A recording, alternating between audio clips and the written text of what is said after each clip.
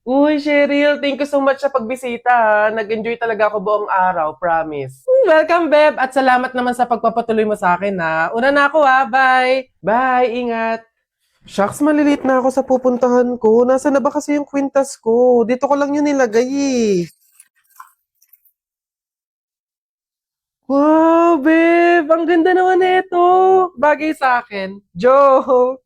Over naman sa judge. Ba't naman niya kukunin yun, di ba? Tsaka friend ko yun eh. Oh, bala na nga. Di ba? Feeling ko nga magjowa na sila eh. Tingin mo. Siguro.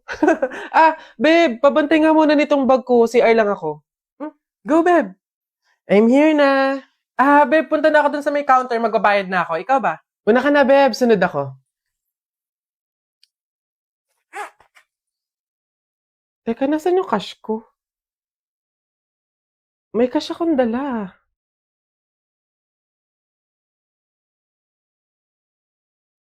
Hindi kaya... Pero imposible eh. Imposible talaga. Kaibigan ko siya eh.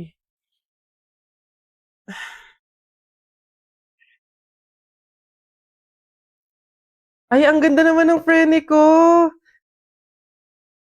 In fairness. Teka, kwintas ko ba to?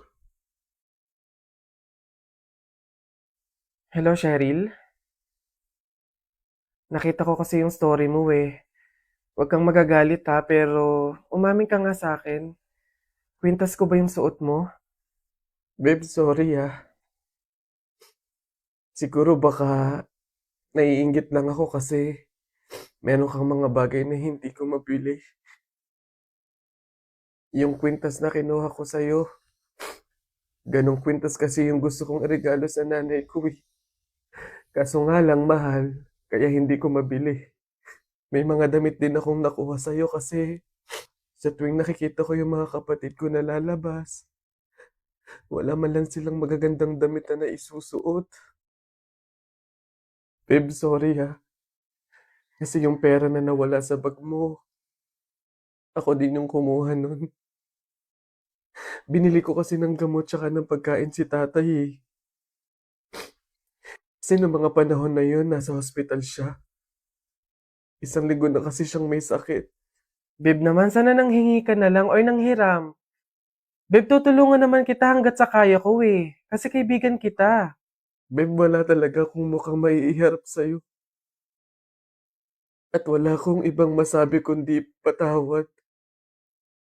Kasi sa kabila ng pagkakaibigan natin eh, nagawa ko pa yun sa'yo. Pero nangangako ako na kapag ako nakaluwag-luwag,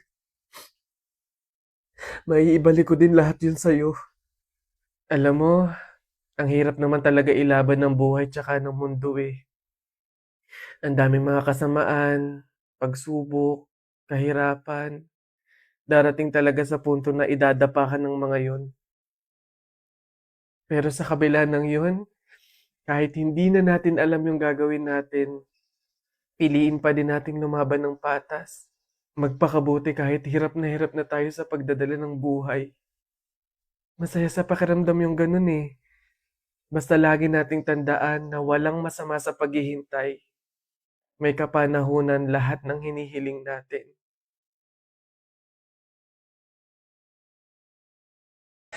Nak! Happy birthday! Ay, Nay, thank you po. Paano yung celebration ng birthday ko? Ikaw, ano bang gusto mo? Gusto mo maghanda tayo ngayon?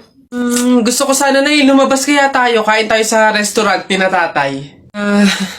Anak, pasensya na kasi pamahiin, di ba? Bawal daw lumabas yung may birthday kasi baka mapahamak. Paano yung celebration ng birthday ko, Nay? Wala tayong magagawa, anak, kundi kami na lang siguro ng mga kapatid mo at tatay mo yung lalabas. Diyan ka na lang siguro muna sa bahay. Oo. Kami na bahala sa celebration. Sige.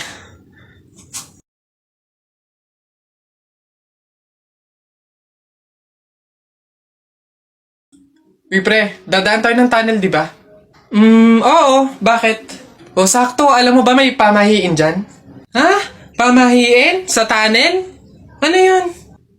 Ang sabi kasi nila, kapag daw dadaan ka ng tunnel, huwag ka daw hihinga hanggat hindi ka nakakalagpas sa dulo. After mo daw makalagpas, ayun na, make a wish, tapos ayun, matutupad daw. Try natin. Ha? Baliw ka pre, hindi pwede. Ang haba ng tunnel na yan, oh. Pang mga maiikling tunnel lang ata yung mga sinasabi mo. Mamatay pa tayo dyan. Pre, wag kang KJ, ayan na, oh. Sayang yung pagkakataon. Go na, minsan lang to. Oh, ayan na pre, ayan na. 1, 2, hati ka lang. 3, go!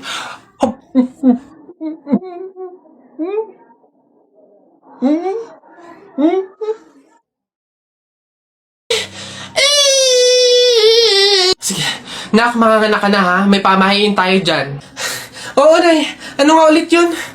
Huwag kang magagalit o maiinis kapag nanganganak ka na. Ha? Bakit? Kasi daw maaari magkaroon ng kapansanan yung anak mo. Kaya pigilan mong huwag magalit, huwag mainis. Sige. Pipilitin ko. Ayan na, ma'am. Nakikita ko na yung ulo. Konti na lang, ma'am. Iri pa na. Konti, ma'am. Ayan na. Ayan na. Ay, naputol ko yung ulo ng bata. Ay, ano? Ay, anak. Pamahiin. Pilitin mo huwag magalit. Dali. Okay. Chill. Pamahiin. Sige, nurse, kabit mo na lang mamaya. Ano ba yan? Nakakabagot naman. Wala man lang akong magawa. Ay, check ko kaya yung Instagram account ko. Tagal ko nang di nabubuksin yun eh. 2 followers lang? Daya naman, di man na nadagdagan. Tagal ko na tong hindi nabubuksan eh. Daya, bakit kaya... Oh, si Jepo ito ah. Hala, sikat pala siya sa Instagram. Kaya siguro siya sumikat sa Instagram. Magaganda kasi ng mga pormahan ni Jepoy eh. Gagayain ko to para sumikat din ako. Ganito yun eh. Ito yun eh. Isa pa. May isa pa yun eh. Ano pa ba yun? Ayun, meron pa, wait lang. Ganito yun eh. Isa pa. Ayun, naka 1 oras na. Titignan ko na yung post ko sa Instagram. Baka sikat na rin ako. Wala man lang like, Miss Kisa! Ginaya ko na nga yung mga post ni Jepoy eh. Saan yung Jepoy na yan? Pupuntahan ko talaga yung panapok talaga sa akin yun. Shhh! Jepoy! Nakita ko yung Instagram account mo. Famous ka pala dun ha. Ginaya ko nga yung mga post mo para sumikat din ako. Bakit walang nangyayari? Hindi naman kasi pwedeng manggaya ka lang ng mga tao para lang sumikat ka. Dapat meron ka sariling paraan kung paano mag-entertain ng mga tao. Paano ba kasi sumikat kagaya mo? Paano magkaroon ng madaming followers sa Instagram? Kung gusto mo talaga sumikat, meron akong isang paraan na naisip. Pumunta ka sa TikTok account ni Kuya Kenkoy, tignan mo yung bio niya doon, tapos click mo yung link. Ayun talaga, magkakaroon ka ng madaming followers sa Instagram. Excuse me po, magtatanong lang po, mawalang galang na. Wala po kasi kaming chicken oil dun sa table namin. Hihingi lang po sana ako. Ha? Chicken oil? Bakit? Dahil buto-buto na yung manok mo. Para saan? Para yun naman yung ulamin mo ng ulamin kapag bubulos ka na ng madaming kanin. Alam ko na yung mga strategy nyong ganyan. Kapag nga naman naubos yung manok na dapat tinipid nyo, ang pupunteryahin nyo naman yung chicken oil namin. Kasi nga naman masarap yung chicken oil namin, pwede nga namang ulamin yun. Dahilan para mapakinabangan nyo yung only rice. Alam ko na yan, wala na kayong mauuto dito. Visit? Akala nyo, banu-banu ako, no? Akala nyo, hindi ko malalaman yung iba pang mga strategy nyo. Hindi po to chicken oil. Wala po tong lasa. Ay, wow! Ikaw pa tong nag-inarte. Alam mo, kulang pa nga yan eh. Asin. Budburan mo ng asin para magkalasa. Chicken oil. Wala na, ubos na.